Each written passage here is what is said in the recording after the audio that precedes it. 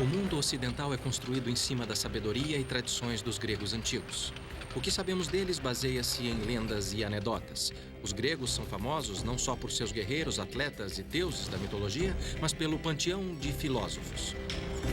Embora não procurassem soluções com aplicações práticas, eles mostraram o mundo com uma abordagem científica. Ao se perguntarem sobre questões chaves do tipo de onde viemos e para onde as coisas vão, ou como as coisas funcionam e por quê, os antigos gregos foram os primeiros da história a olhar o mundo à sua volta com olhos inquiridores. Sua busca por uma compreensão das leis da natureza propuseram um mundo separado dos deuses. Isso deu início a uma nova era de pensamento racional que levou ao nascimento da ciência e da tecnologia. Esse é o legado da sabedoria dos gregos. Sabedoria e antiguidade. Os gregos.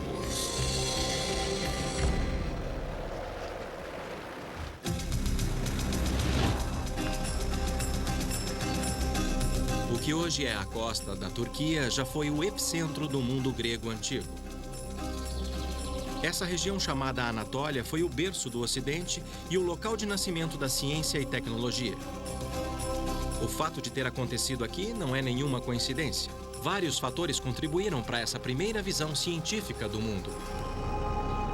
Os ancestrais de vários lugares daqui foram os jônios, a tribo grega originária da península do Peloponeso. Os jônios foram expulsos de seus lares por povos navegadores e saqueadores. Sem um lugar para ir, os jônios imigrantes se estabeleceram quase 500 quilômetros a leste, do outro lado do Egeu, que hoje pertence à Turquia moderna.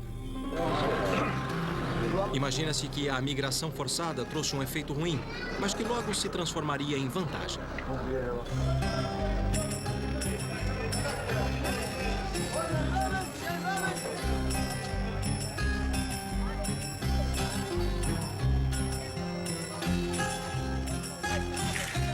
Vagando por uma terra estranha, os jônios abandonaram suas crenças e seus ancestrais.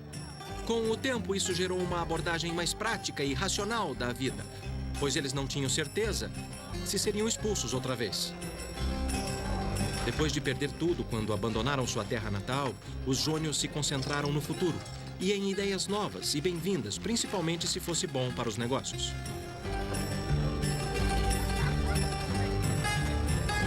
Graças à sua localização, comércio e portos, os jônios aproveitavam as ideias de qualquer um, fossem egípcios, babilônios, persas ou mesopotâmios. Quando seus vizinhos, os lídios, inventaram as moedas, os jônios foram os primeiros a usar. E quando os fenícios inventaram o alfabeto, a história teve outra guinada. Agora eles podiam registrar sua língua falada. Até então, o conhecimento era passado oralmente de uma geração para outra e de mestre para aprendiz. Mas com o recém-inventado alfabeto fenício, que os jônios adotaram rapidamente, adquiriram uma ferramenta para registro organizado e coleta de dados. A informação ficou mais disponível e um outro fator contribuiu para o nascimento de uma nova era.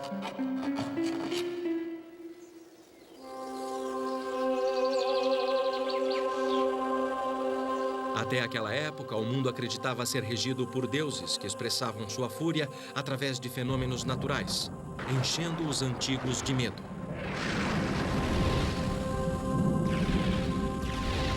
Mas logo os jônios deixaram seus medos e desafiaram os deuses. Essas são as ruínas de uma cidade que se tornou o trampolim para uma das descobertas mais incríveis da humanidade. No século VI a.C., aqui era o centro do universo. Essa é a Mileto, a antiga Miletos, local de nascimento da ciência e tecnologia.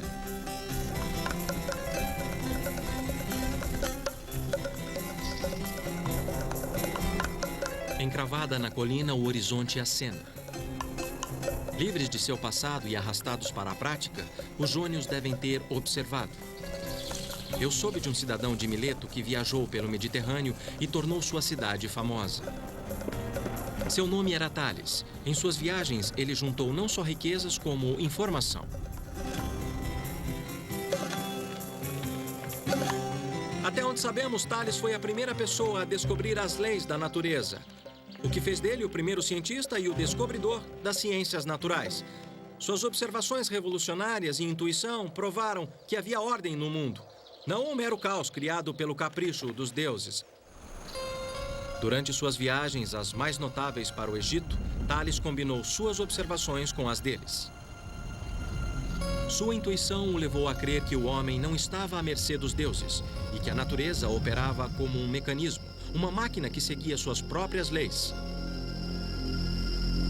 Leis que tornavam as coisas previsíveis, e Tales era faminto de aprendê-las. Peritos acreditam que ele reuniu dados dos ciclos das estrelas, lua e sol dos antigos egípcios e babilônios. Tales descobriu um padrão, e quando ele o aplicava para prever os fenômenos naturais, ele se tornou a primeira pessoa na história a prever um eclipse, o que deve ter realmente chocado o mundo antigo. Isso não provava que a natureza tinha leis que não eram regidas pelos deuses? Tales desafiou os deuses e logo desmistificou o mundo. Ele deixou de lado a tradição e, num esforço para entender as leis, fez uma pergunta crítica: por quê? Isso se tornou o fundamento da ciência. Mas Tales também provou que conhecimento teórico tinha valor prático. Tanto naquela época como hoje, azeitonas e azeite de oliva eram os produtos mais exportados da Jônia. Tales desconcertou seus contemporâneos quando previu uma colheita particularmente abundante, muito antes que alguém pudesse perceber. Fazer isso era tão presunçoso quanto prever o humor dos deuses.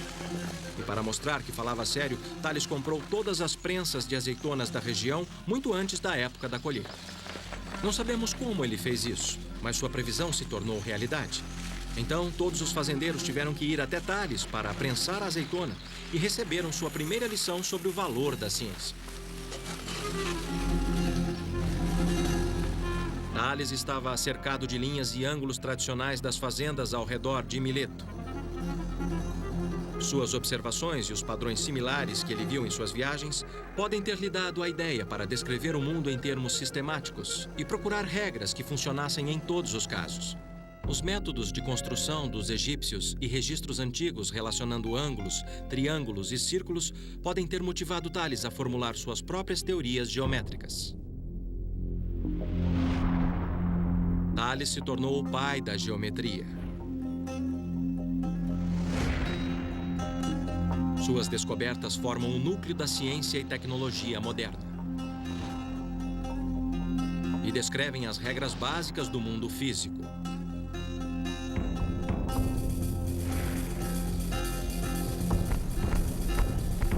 Minha parada seguinte foi em Priene, cidade a poucos quilômetros de Mileto, onde os gregos levaram a geometria para um nível literalmente novo. Esta é a obra mais impressionante da engenharia. Eu não acredito que alguém quisesse construir uma cidade em uma colina.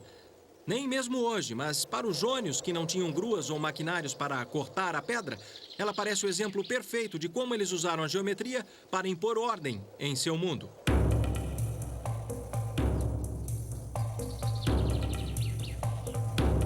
Acredita-se que no século IV a.C., cerca de 4.000 pessoas viviam aqui. Para organizar a cidade e deixá-la linda, os gregos usaram um sistema de grade. Ninguém sabe ao certo como eles criavam os quarteirões. Uma teoria diz que os arquitetos da cidade estabeleciam 2 quadrados nos cantos e estendiam para as laterais com cordas e cravos de madeira. Ao medir as diagonais do retângulo resultante, determinavam se os quarteirões tinham lados iguais. 2.500 anos depois, ainda usamos o sistema de grades. Ele define a maioria das cidades e centros americanos. Mas os jônios aplicaram o sistema de grades impiedosamente, ignorando as inclinações dos penhascos, a fim de estabelecer o traçado da cidade ao longo do acesso norte-sul. Assim, usavam o sol para aquecer a cidade no inverno e otimizar a circulação de ar da cidade para resfriá-la no verão. Isso foi demais.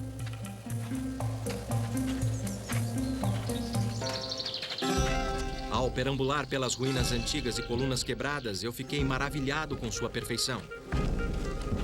Na busca pelas regras básicas da natureza, os gregos antigos descobriram o cosmos. Cosmos é uma palavra grega e sinônima para ordem e beleza.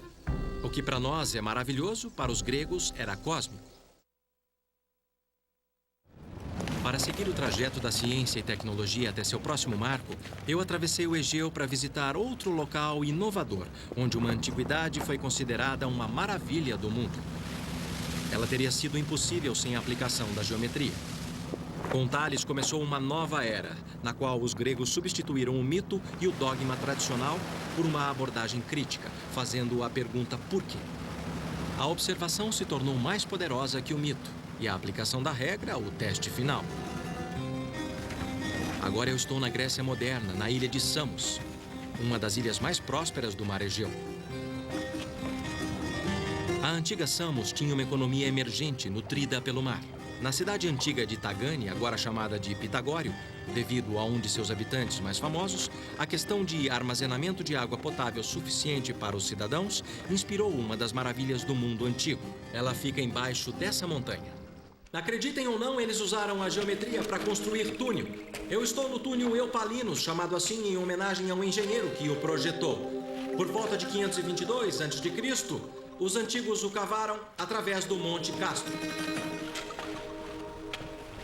A água era trazida de uma nascente até a entrada norte do túnel.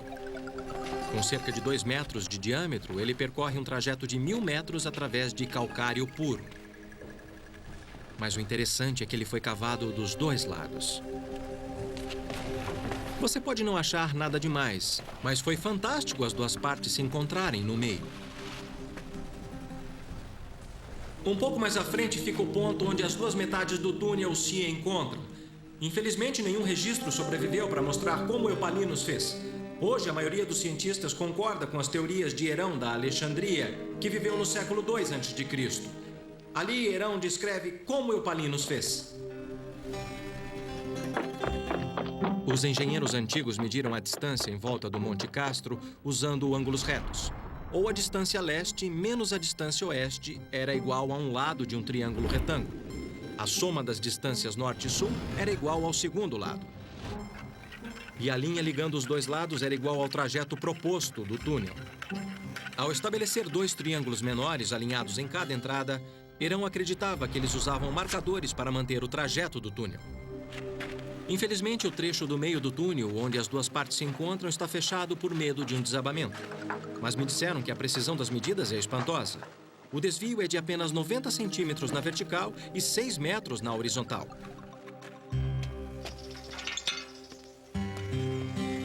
Quase não dá para acreditar que eles usaram apenas picaretas, martelos e cinzéis para cavar 7.000 metros cúbicos de rocha. Calcula-se que eles precisaram de 10 anos e 4.000 escravos para terminá-lo. E para onde é que a água ia? Ia para lá? Na saída sul do túnel, a água passava por um duto subterrâneo até a cidade de Pitagório.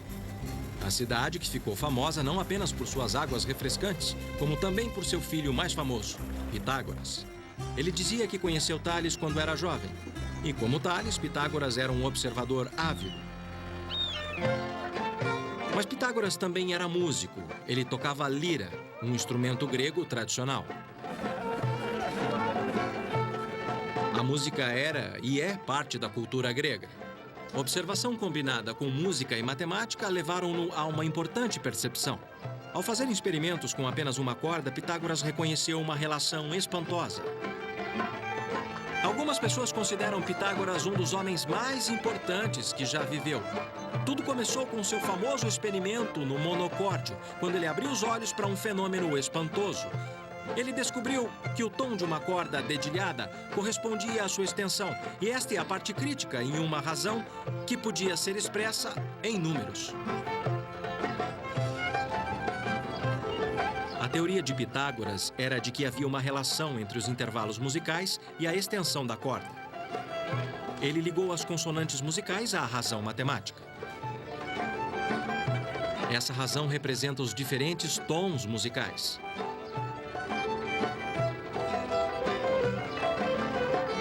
Dedilhar uma corda produz um tom.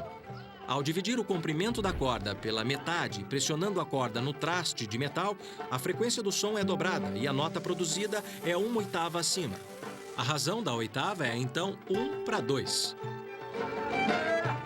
Pitágoras acreditava que a ordem matemática aplicada à música era um exemplo do princípio numérico que fundamentava o universo. Para Pitágoras, o número era uma quantidade física descoberta por experimento. A ideia de cosmos era ordem e harmonia, usando proporções expressas em números matemáticos. Pitágoras acreditava nisso, e muitos concordavam com ele, inclusive Einstein. O experimento com o monocórdio alimentou a crença entre os cientistas antigos que havia uma regra fundamental para tudo. O pensamento de Pitágoras sobre a harmonia ia além do cosmos. A beleza estava em todo lugar, e ele buscava harmonia nos princípios básicos da vida cotidiana. Em suas escolas por toda a Grécia, Pitágoras dava seminários de harmonia interior, seguindo a teoria de uma mente sã em um corpo são. Inspirado por Pitágoras, fiquei intrigado com o começo da medicina ocidental como ciência, outra área que os antigos gregos mostraram o caminho. Isso significava uma visita ao Peloponeso, o primeiro lar dos jônios, hoje a 1 hora de avião de Samos. Asclépio, antigo deus da medicina, era o ponto central de um culto que varreu toda a Grécia no século V a.C. Quase todas as cidades tinham um santuário de Asclépio dedicado à saúde de seus cidadãos. O renomado centro de cura que visitei em Epidauro foi o maior de todos. Ele era famoso por suas curas. Se você fosse deficiente, cego ou sofresse dos rins, este era o lugar para visitar. Evidências mostram que sacrifícios, orações, repouso, dieta, água limpa e ar fresco eram as principais receitas. Para mim, parece bom. Os santuários de Asclépio se tornaram os precursores das clínicas de saúde. Mas os gregos antigos também foram pioneiros na cura pelo poder da mente. Os Asclepíades eram populares por suas práticas psicanalíticas. Uma visita a Epidauro era para os gregos o que é um sofá de analista para nós. Esse teatro em Epidauro era um lugar famoso por aliviar a ansiedade. Seu tamanho já mostra o quanto o culto asclepíade da medicina alternativa era popular. Com 15 mil assentos, ele era quase do tamanho do Teatro de Atenas, que na época era o maior da Grécia Antiga. Ir ao teatro fazia parte da cura. Segundo os gregos antigos, pôr para fora suas emoções através de uma apresentação teatral tinha um efeito purificador. O teatro era mais que um lugar de entretenimento. Era um lugar de catarse. Estou 22 metros acima do palco e posso ouvir o som de um alfinete caindo, ou um fósforo riscado. A descoberta de como o som viaja influenciou o design do teatro. Funciona assim. Construído na encosta de uma colina, 55 fileiras de bancos inclinados são dispostos num semicírculo perfeito de 53 metros. Já que as ondas sonoras viajam em um movimento circular como as ondas na água, elas se irradiam de forma simétrica fora do palco. As ondas iniciais intensificam as outras conforme refletem da estrutura de pedra. Essa capacidade excepcional de reforçar o som explica a proeza da acústica superior. Seja explorando a psique humana ou construindo um teatro, os gregos antigos buscaram transformar as abstrações da natureza em regras que podiam guiar suas vidas. A dieta era uma grande preocupação, pelo menos nas classes elevadas. Essa era a fórmula de saúde de Hipócrates. Pessoas gordas ou que queriam emagrecer deviam fazer esforço com o estômago vazio e depois comer alimento nutritivo logo após o exercício. Devia fazer uma refeição por dia, não se lavar e dormir em sofá duro. E a recomendação mais espantosa era caminhar nu tanto quanto possível. Aqueles que queriam ganhar peso deveriam fazer o contrário. Era a sabedoria da antiguidade. Falar o quê? Atenas ecoa as conquistas de seus antigos fundadores como nenhuma outra cidade. Aqui, os atenienses antigos construíram seus templos mais sagrados, dando forma aos deuses, criando lares de pedra para eles. Enquanto apreciamos sua beleza exterior, os gregos antigos entenderam que a beleza tinha uma fórmula básica. Eles sabiam que o segredo da beleza era a proporção, que as gerações posteriores chamariam de seções douradas. Em outras palavras, uma linha reta é dividida em 2 segmentos diferentes para que a razão de toda a linha seja tanto para o segmento maior quanto para o segmento menor. Essa subdivisão é chamada de seção dourada. A mesma razão pode ser usada para criar um retângulo, como também um espiral natural, quando a porção de um ciclo é inscrito em cada seção do triângulo dourado. Para muitos, o espiral dourado reflete um padrão na natureza. A percepção das razões dos gregos levaram a uma das maiores conquistas arquitetônicas do mundo antigo. O Partenon foi lendário até mesmo na antiguidade.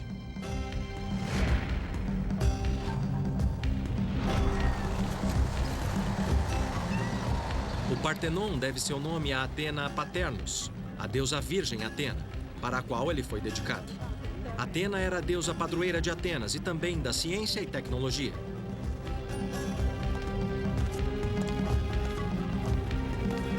Os antigos construtores não usaram nem argamassa nem cimento. Essas colunas gigantes suportam lintéis maciços, fixos por grampos de metal inovadores. Discutível, a razão dourada torna sua estética tão impressionante que o Partenon é um modelo até mesmo para projetos arquitetônicos modernos. Embora o templo seja considerado um ícone de perfeição, eu soube que os arquitetos e construtores ajustaram o projeto para garantir a impressão de perfeição e não correr riscos. Da observação, os antigos sabiam que uma coluna do mesmo comprimento, de cima para baixo, parecia mais estreita em cima. Para fazer com que as colunas parecessem perfeitas, eles as afinavam. Usando truques como esses, eles garantiam que o templo parecesse totalmente perfeito. Só um perito podia perceber a ilusão. O professor Tessos Tanulas, chefe de restauração arquitetônica, concordou em me mostrar alguns dos segredos de seus projetos, tais como as escadas, que eram propositalmente mais espessas no meio. Eles temiam que, se tivesse uma linha reta para a base da escada, daria a impressão que ela estava afundando com todo o peso acima. Você está falando de uma ilusão de ótica? É, ilusão de ótica. Também, parece que eles pensaram em cada parte arquitetônica da construção, respondendo como uma criatura viva. Então, com todo o peso da superestrutura, a coluna tem um abaulamento para representar a pressão de cima. Entendi. Em outros casos, embora a parte de cima, toda a superestrutura, o entablamento, como chamamos, esteja inclinado para dentro, seguindo a mesma redução de cima, o que dá mais estabilidade ao volume da construção. Cada fase dos frisos são ornamentos dos membros arquitetônicos, que estão inclinados para fora para que o desenho pintado pudesse ser visto de baixo.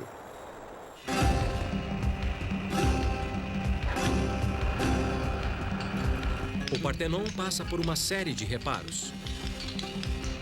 Deu? Graças ao milagre da ciência e tecnologia, ainda podemos apreciar sua glória.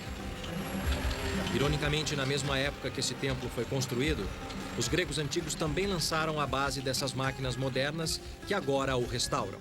Arquimedes calculou que para mover uma pedra de 450 quilos, seriam necessários 25 quilos para fazer o trabalho. Usando uma alavanca de 40 unidades de comprimento com um fulcro no meio, a pedra não se move. Mas deixando o apoio a 2 unidades da pedra e colocando 22,5 kg na outra ponta, equilibra-se a alavanca, porque o comprimento médio desde o fulcro sobre 2 vezes 22,5 kg é igual a 450 kg. Acrescente 2,2 kg e Arquimedes podia colocar a pedra onde quisesse. O que a lei de Arquimedes diz, em essência, é: quanto maior a alavanca, mais fácil o trabalho.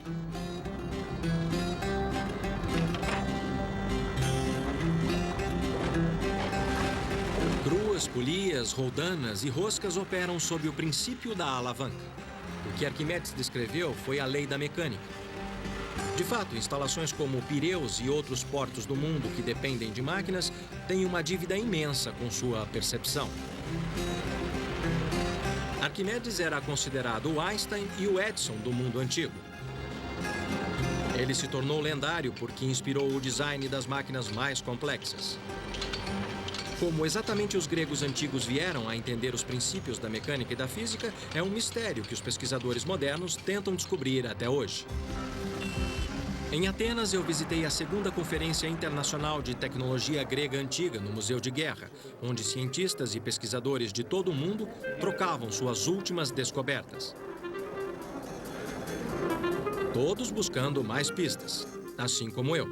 Posso pegar? Sim, sim. Vou tentar bombear. Está claro que muitas máquinas antigas operavam pelo princípio da alavanca. Como essa bomba do século III a.C. de Ctésibio, o pai da pneumática. É uma bomba bem potente, hein?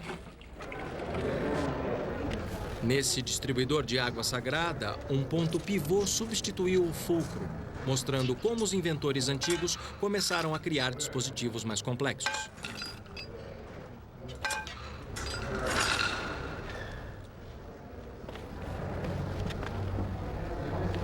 Enquanto Arquimedes aplicava seus princípios de mecânica em propósitos práticos.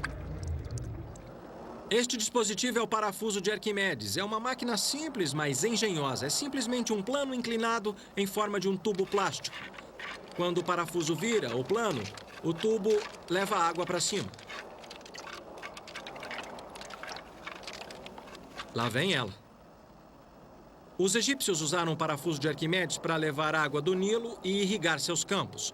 Hoje, muitos acham que Arquimedes foi o primeiro a dar o passo de máquinas simples para máquinas complexas. As evidências de que os gregos já desenvolviam máquinas complexas começaram a aparecer há apenas um século.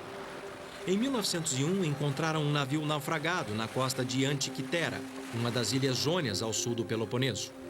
Ele revelou pela primeira vez a enorme gama de ideias e conhecimento que os antigos tinham. As esculturas encontradas no naufrágio datavam do século I a.C.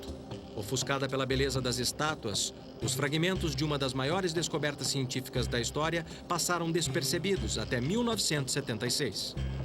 Essa peça amorfa estava coberta de vegetação marinha, mas radiografias feitas em 1993 revelaram uma engrenagem complexa por dentro. Com um mecanismo tão velho assim, foi uma surpresa encontrar engrenagens. Pensava-se que elas tivessem sido inventadas 1.500 anos depois. Logo, essa peça de aparência insignificante é um dos maiores achados tecnológicos. Corroída e esfarelando depois de ficar submersa em água salgada por 2.000 anos, sua corda e engrenagens apresentaram perguntas intrigantes aos cientistas. Em qualquer lugar do céu... Um desses cientistas é Michael Wright, pesquisador britânico que construiu uma réplica que ele apresentou nessa conferência. Esta é uma máquina extraordinária e complicada. O que ela faz? Bom, na minha opinião, é um planetário. Lembre-se de que era uma época em que as pessoas pensavam que a Terra era o centro do universo. Ela mostra o lugar do Sol, da Lua e 5 planetas que eles conheciam no céu. E a parte de cima contém informação adicional útil, como a contagem de anos. Entendi.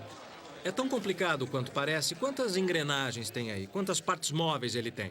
Chega a centenas. Na verdade, eu coloquei 76 engrenagens aqui dentro. 76 engrenagens? E essa é uma réplica exata do original? No original, eu encontrei 31 engrenagens. Tá. Mas você deve entender que para funcionar, para ter sentido, é preciso acrescentar muito mais. Tá certo. Porque está muito estragado. Entendi. Você desmontou pra gente e tá tudo espalhado na mesa. Então eu tenho certeza que você vai odiar a pergunta, mas podemos vê-lo funcionando? Sim. Você verá como funciona conforme eu monto todas Tá bom. as peças. Eu vou montar para você. Levou quase 20 minutos para montar tudo. Mas foi emocionante ver um instrumento de 2.000 anos funcionando. E isso aqui? Esta é a Lua, que temos que ajustar. Tá. Mas o Sol e a Lua estão juntos agora, então deve ser a Lua nova. Devemos ver a Lua preta assim. Desse jeito. Eu posso? Por favor, pode sim. À vontade. Eu adorei o mecanismo da Lua. Que maravilha. Aqui a Lua está se movendo rápido. E sua fase aparece aqui. Aqui está o ponteiro do Sol. Abaixo do ponteiro do Sol está o ponteiro do dia, funcionando com um calendário. Eles andam quase juntos, mas às vezes um na frente do outro. E aqui está Mercúrio na frente do Sol. Esse é o ponteiro de Mercúrio. Aqui vem Vênus, embaixo do ponteiro do Sol. Aí. Tá. E aqui temos Marte, Júpiter e Saturno vindo juntos. É um dia muito especial. E Júpiter está alinhado com Marte. O inventor do mecanismo de Antiquitera é desconhecido, mas outros antes dele já tinham tentado construir um modelo dos céus em forma de máquina. Na verdade, os registros mostram mais uma vez que Arquimedes construiu o primeiro planetário. Infelizmente, tudo o que resta é essa gravura do século XVIII, chamada O Planetário de O'Rary, que sugere como poderia ser seu invento. Comparado com o conhecimento dos dispositivos disponíveis na época, a ideia de Arquimedes estava anos-luz à frente.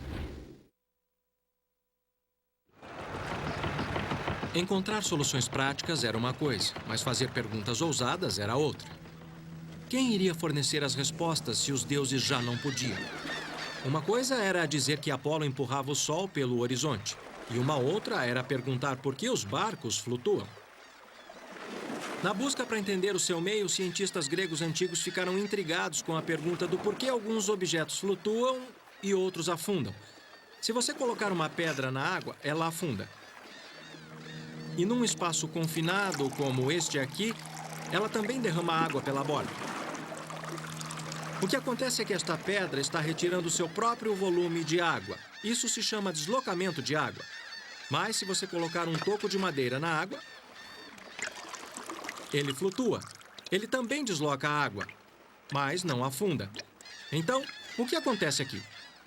O toco e um barco flutuam pela mesma razão. Embora os navios modernos sejam feitos de materiais pesados como aço e concreto, eles flutuam, desde que pesem menos que a água que eles deslocaram. O ar dentro do casco do navio ajuda a diminuir o peso do navio comparado com o volume de água que ele desloca. Esse efeito é chamado de flutuabilidade. Dizem que quando Arquimedes compreendeu o princípio do deslocamento da água, ele saiu correndo pelas ruas gritando Eureka, que significa descobrir. Mas seu legado foi bem maior que isso. Embora Arquimedes tenha nos dado os princípios fundamentais de onde a tecnologia moderna é derivada, outra invenção grega foi recentemente ressuscitada e testada depois de ficar perdida milhares de anos no mar. Era uma trireme, barco de guerra famoso por sua velocidade e impacto letal. Navios como esse se tornaram um orgulho da marinha grega antiga e o terror do mar Mediterrâneo. Tudo o que sabemos a respeito de triremes vem do dramaturgo Ésquilo, fundador da tragédia grega. Como testemunha ocular, ele nos conta das triremes derrotando os invasores persas na Batalha de Salamina, apesar destes estarem em número maior. Jamais uma peça original de trireme foi encontrada, o que dirá um barco inteiro. Tudo o que restou foi o drama que Ésquilo escreveu, até que os arqueólogos descobriram galpões de triremes antigas. Podemos colocar 170 homens remando, remadores... Marquei uma visita ao almirante Iohannis Koliniatis, que passou 5 anos juntando as pistas para reconstruir esse lendário navio de guerra grego. Eu queria saber como descobriu o comprimento das triremes. Vamos começar com o comprimento. Sabemos o comprimento do galpão, onde as triremes eram mantidas. E o seu comprimento não podia ser maior que o comprimento do galpão, que é de aproximadamente 33 metros. Entendi. Os galpões também indicaram que a largura devia ser de 4 metros. E a geografia da Grécia forneceu outra pista. Considerando que as triremes ancoravam em praias, o calado não podia ter mais de 1,20 metro. A experiência prática obtida durante o processo de reconstrução e os registros históricos ajudaram a formar o retrato de como esse lendário navio de guerra devia ser. Que tipo de madeira vocês usaram para fazer o barco? O casco é feito de madeira de pinho. E alguns lugares especiais são de carvalho. Das florestas da Ática, que eram cheias de pinheiros na época. Tá certo.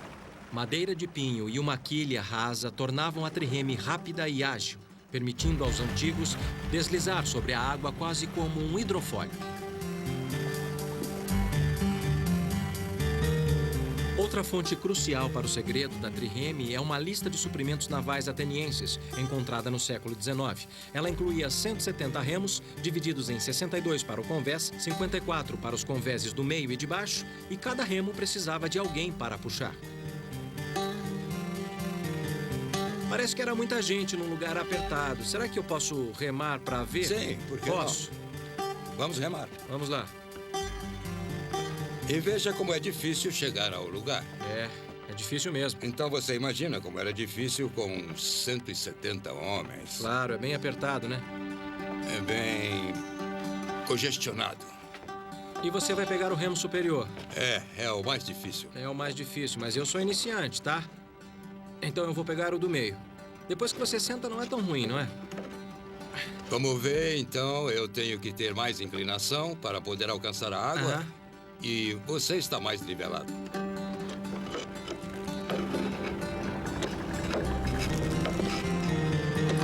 E eu faço muito mais força.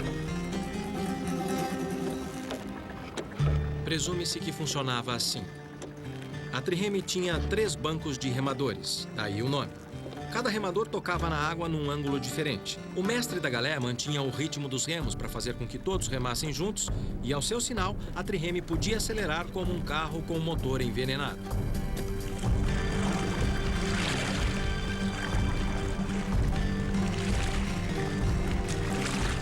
Usando todas essas pistas, o Olympias foi construído. E em 1988 fizeram os testes para ver se a réplica ficou à altura das triremes antigas. Uma tripulação de atletas e remadores profissionais foi treinada e entrou nas águas do Egeu. Nos testes, quanto tempo levou do arranque até a velocidade máxima? No arranque, durante o teste com a réplica, nós levamos 37 segundos. E qual foi a velocidade máxima que conseguiram atingir com uma tripulação treinada e todos os remos em força total? A partir de dados históricos, soubemos que a velocidade máxima devia ser em torno de 8 nós e meio. E isso também foi provado durante os testes que fizemos com a réplica. A nossa tripulação foi capaz de manter essa velocidade por aproximadamente meio minuto. Depois, eles já não tinham mais força para manter aí já ficaram essa exaustos. velocidade. Conforme o teste mostrou, a resistência da marinha grega permanece lendária. Mantendo uma velocidade de 7 nós e meio, que equivale a 14 km por hora, parece mais lendária que realista. Mas, por outro lado, esses eram navios de guerra, e sua velocidade era uma questão de vida ou morte. Mais velocidade significava maior impacto, e velocidade era crucial para a principal arma da trireme, o esporão de bronze. Forjado por ferreiros gregos antigos, ele era usado para partir os barcos inimigos ao meio. Era feito de bronze e era a arma principal. E o esporão exercia uma força no barco inimigo na ordem de 65 toneladas. Então, toda essa força, 65 toneladas, eram concentradas nesse ponto. É, isso mesmo. Velocidade e agilidade fizeram da trireme uma arma devastadora. E dos gregos, os mestres do mar. A vitória no mar era reforçada pela engenhosidade em terra. Havia outra inovação grega antiga, que fornecia uma força avassaladora por terra. O mar Mediterrâneo trouxe prosperidade para os gregos antigos, mas também trouxe conflito. Quando um povoamento grego do outro lado do Mediterrâneo ficava em perigo, a distribuição de frotas de trireme era crucial para a manutenção do controle. Eu soube que parte dessa solução inovadora sobreviveu. Para chegar a esse local, eu andei 7 quilômetros pelo canal de Corinto construído no século XIX. Ele corta uma faixa de terra que divide o continente grego e a península do Peloponeso. Os antigos chamavam esse istmo de Corinto dos Mares Gêmeos. A ideia para um canal nesse ponto estratégico tem mais de 2000 anos.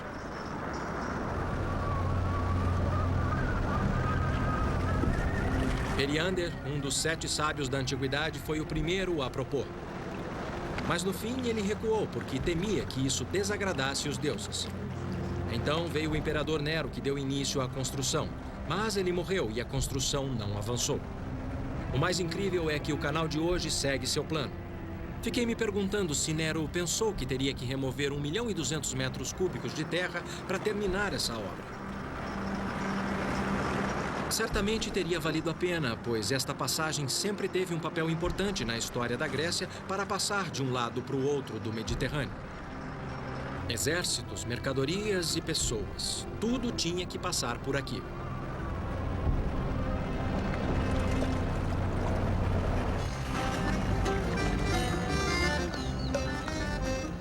E foi lá atrás, no século VI a.C., que o tirano de Corinto, Periander, construiu o Diolcos em vez de um canal. Pouco restou, mas registros antigos descrevem como um par de trilhos encravados em uma estrada pavimentada paralela ao canal moderno.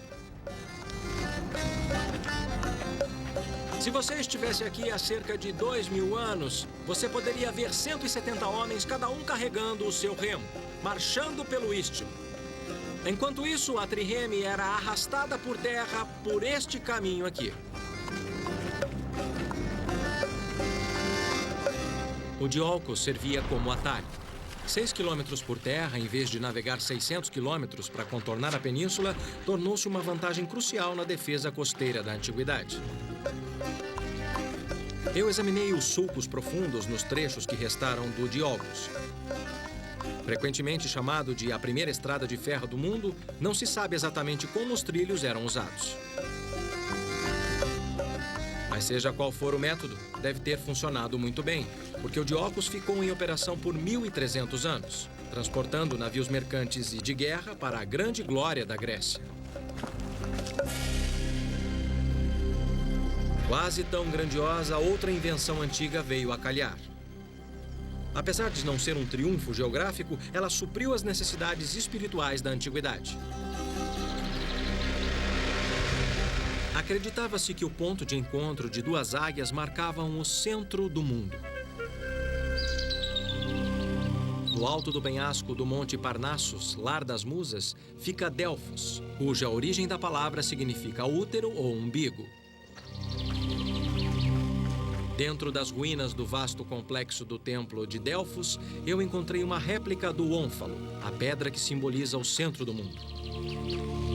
Mas algo bem maior me arrastou para cá, como arrastou milhares de visitantes nos últimos milênios. Desde 750 a.C., Delfos era famosa por seu oráculo, um lugar dentro do templo de Apolo onde os devotos podiam perguntar ao seu Deus sobre seu futuro. As perguntas eram respondidas pelos sacerdotes que interpretavam as respostas de uma mulher através da qual Apolo falava. Para surpresa, a pesquisa moderna revelou como a previsão em Delfos se baseava em método científico. Poucos sabem que os sacerdotes de Delfos contavam com dados e conhecimento concreto. Fragmentos de informação sobre costumes estrangeiros, políticos e até do clima eram organizados numa espécie de conselho interdisciplinar com 90 sacerdotes. Eles eram as pessoas mais bem informadas da antiguidade e, com tempo suficiente, davam uma resposta elaborada sobre qualquer coisa. As respostas eram ambíguas, mas plausíveis, e com um pouco de detalhes jogados aqui e ali, se tornavam muito inspiradoras. Guerreiros e reis como Alexandre o Grande vinham aqui em busca de um sinal, uma indicação dos deuses sobre o destino da nação. Hoje sabemos que eles estavam em boas mãos. Os sacerdotes de Delfos entravam em contato com informantes e outros sacerdotes do Antigo Mundo. Eles chegaram a estabelecer o que hoje chamaríamos de a primeira central de inteligência de dados. Eles podem ter usado ainda estatísticas e cálculos. Métodos similares aos aplicados em Delfos estão em uso até hoje. Confiando na informação em vez dos deuses, os sacerdotes de Delfos criaram a base para a reunião de dados. De fato, a metodologia de previsão do oráculo de Delfos é reconhecida no mundo dos negócios de hoje. É sempre comovente imaginar o grau de sabedoria da antiguidade. É tentador buscar no futuro respostas para questões de ciência e tecnologia que persistem, quando na verdade há pistas no passado. Os gregos antigos descobriram a relação básica de razões e números que, pelo que nós sabemos, ainda contém a chave do universo. Eles revelaram os princípios fundamentais da mecânica que governa nosso mundo e estabeleceram a base da tecnologia moderna.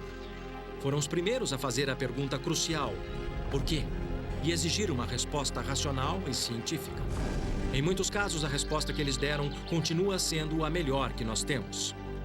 Na Grécia Antiga, há 2.500 anos, uma revolução mental fez o mundo tremer. E com isso, os gregos abriram nossos olhos, não apenas para as leis básicas da natureza, mas para um mundo e o universo distante.